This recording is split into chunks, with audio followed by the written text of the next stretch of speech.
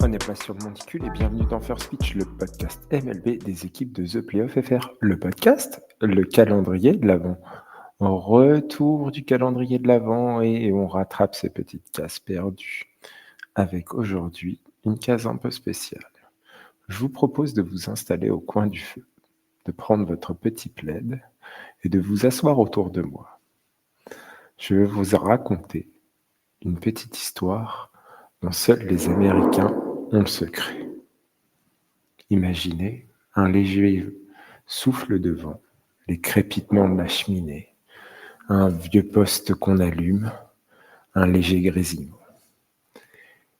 Il y a des noms dans le sport américain qui ont un nom, des moments, pas un score, pas une date, un nom, comme une légende qu'on transmet, comme une histoire qu'on raconte à voix basse la veille de Noël, quand les enfants font semblant de dormir et que les adultes se souviennent.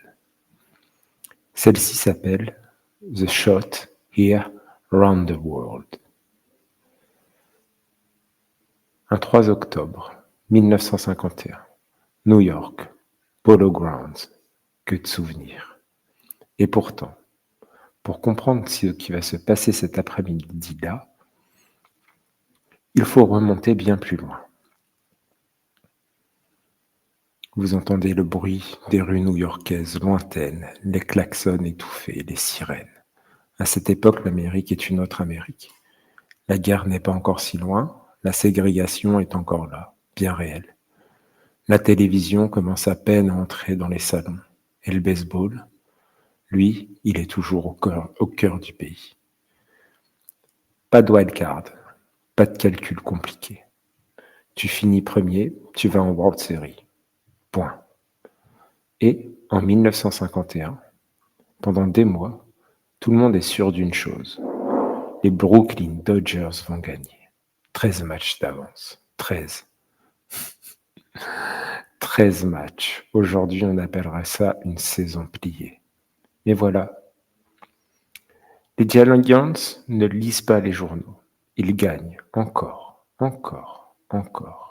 16 victoires d'affilée. 37 victoires sur 40 matchs. Et soudain, égalité. Le jour où tout bascule. Le bruit de la foule monte dans les travées. Le 3 octobre 1951, c'est le match d'appui. Tout pour le tout. Un dire win game. Brooklyn contre New York. Les Dodgers contre les Giants. Frères ennemis. Sur le terrain, il y a des noms qui comptent. Des noms qui ont fait la renommée de ce sport. Jackie Robinson. Pee Wee Reese. Monte Irvin. Willie Mays, tout jeune, qui attend son tour. Et sur le monticule pour Brooklyn, Don Newcombe, fatigué, usé, mais debout. 8 manches. Le score est là. 4-1 pour Brooklyn. 3 outs, 3 petits outs pour aller en World Series. Arrive la 9e manche. Le bruit de la foule devient plus présent, mais il est contenu. Alvin Dark, simple. Don Muller, simple. Déjà, ça commence à sentir mauvais. Monte Arvin sur une chandelle, un out. Puis, Whitley Lockman frappe un double, un vrai double, un de ceux qui cognent dans l'estomac. 4-2. Et là, le manager de Brooklyn sort enfin Newcombe. Il appelle Ralph Branca. Oui, ce Ralph Branca. Celui qui a déjà donné un homer à Bobby Thomson 2 jours plus tôt. Le bruit de la foule s'estompe. Un battement sourd se fait entendre. Bobby Thomson s'avance.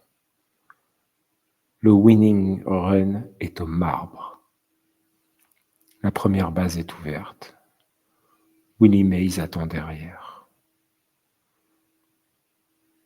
Branca pourrait faire un walk. Il ne le fait pas. Première balle, strike. Deuxième balle, une fastball. Le swing. Puis, explosion de la foule. Puis coup pur net. Il frappe, long, très long, à gauche. Un battement de cœur. Et là, le monde s'arrête. La balle disparaît dans les tribunes du Polo Grounds. La foule explose. The Giants win the pennant! The Giants win the pennant! À la radio, tout le monde est hystérique. L'image, pendant que tout le monde court, crie, saute, pleure. Un homme reste immobile. Jackie Robinson, les mains sur les hanches. Il regarde. Il s'assure que Thompson touche bien chaque base.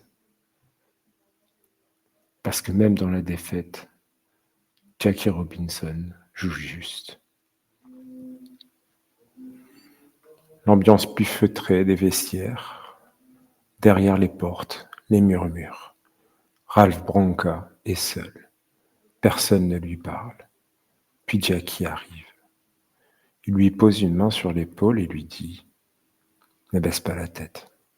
Sans toi, on ne serait même pas arrivé ici. » Ce jour-là, le baseball n'a pas seulement raconté une tragédie. Il a raconté une histoire d'homme. À la radio, on entend « Le tir a été entendu partout, à Brooklyn, à Manhattan, dans les bars, dans les salons, dans les bunkers de Corée, sur Armed Forces Radio. » Le même jour, l'Union soviétique teste une bombe atomique. Deux mondes, la peur et la joie. Les Giants perdront la World Series. Les Dodgers gagneront d'autres pennants. Branca ne sera jamais vraiment libéré de se lancer. Mais ce moment reste. Parce que parfois le baseball ne parle pas de victoire. Il parle de mémoire, de fraternité, de silence après un bruit. Et si tu tends l'oreille, juste un peu, tu peux encore entendre « The Giants win the pennant! The Giants win the pennant! » Et voilà, qu'on est bien sous nos plaids. C'est tout pour cette dernière case. Avant la prochaine, je vous souhaite un joyeux Noël.